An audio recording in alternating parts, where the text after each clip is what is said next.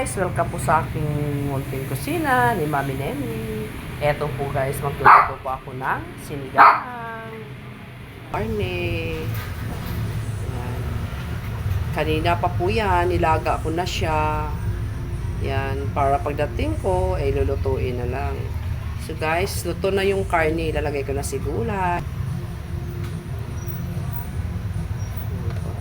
Nilagay ko na po habang inaantay.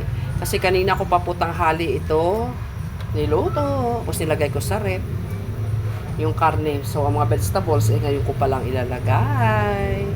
So, guys.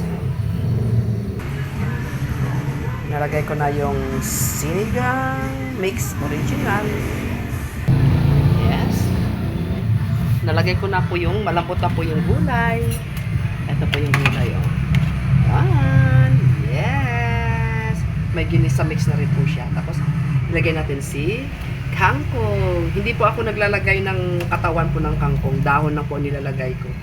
Kasi baka may something dun sa loob. You know naman. Yan. Yan. Tsaka siling panigang. So, ito na po ang aking sinigang ni Mami Nemi. Look. Oh. Wala pong gabi yan. Ganyan lang po yan. So, okay na po ito.